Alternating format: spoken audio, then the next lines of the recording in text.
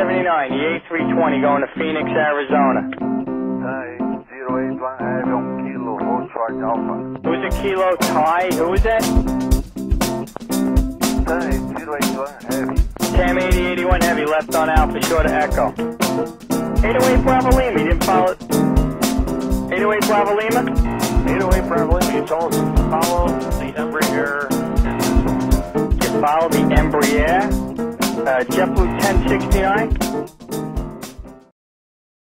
Hi, and welcome to MzeroA's video podcast, episode number 10, In-Flight Emergencies, What to Do if the Engine Quits. I'm your host, Jason Shepard.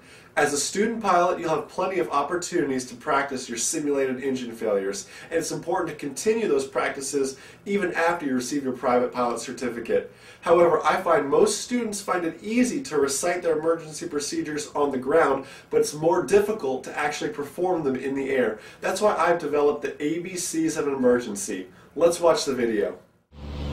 It's the one thing you can never train enough for, the unexpected engine failure.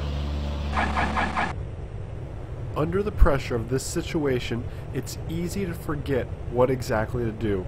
This is why we've developed the ABCs of an emergency. A in our acronym is for airspeed. We need to pitch and maintain that best glide speed to keep us aloft as long as possible. The B in our acronym stands for best landing area. Keep it in mind that area might be behind you or below you. In our case, it's off our left wing. We have a grass strip. It's important to start heading towards that area and to stay committed to that field. The C in our acronym is for checklist. Now this of course is situation permitting. If you're at 800 feet and you have an engine failure, you don't have time to complete a checklist. However, in our case, we're at 2,000 feet and we have plenty of time.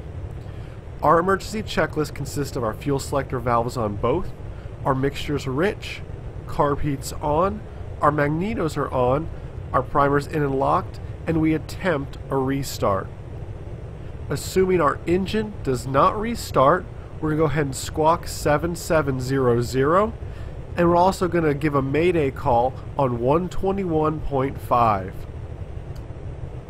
One of the best ways to improve your simulated emergency landings is to treat it like it's a normal landing. If you noticed, we entered on a left downwind and now we're flying a left base, treating it just like a normal traffic pattern when we practice our power off 180s or our power off landings. You don't want to add flaps until you know you have the field made. If you notice here, it looks like we're a little bit high, so we put in flaps to make sure we're not going to be too fast or too high and overshoot the field in front of us. Now in this simulation, we'll actually be landing. However, there's no quicker way to bust your check ride than on your simulated engine out, dropping below 500 feet AGL. You have to do a go-around or recovery by 500 feet AGL. I recommend going around even sooner, maybe 600 feet.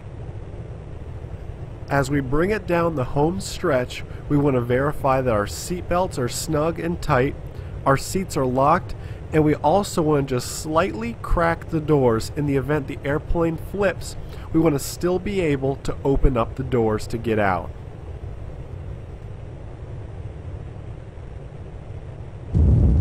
With a safe touchdown, we call it a day.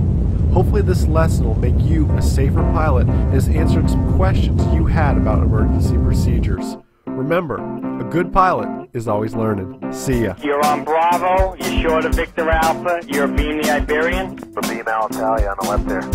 Beam Alitalia. Alright, just hang on. JetBlue 179? Yes, sir, we're number 2 holding short of Victor Alpha on Bravo. Hey, who's the first JetBlue on Bravo short of Victor Alpha? 35. You're an outbound? Yep. Hey, you guys should come up here one day. JetBlue 35, need you to pull it right up there and hold short of Victor for me.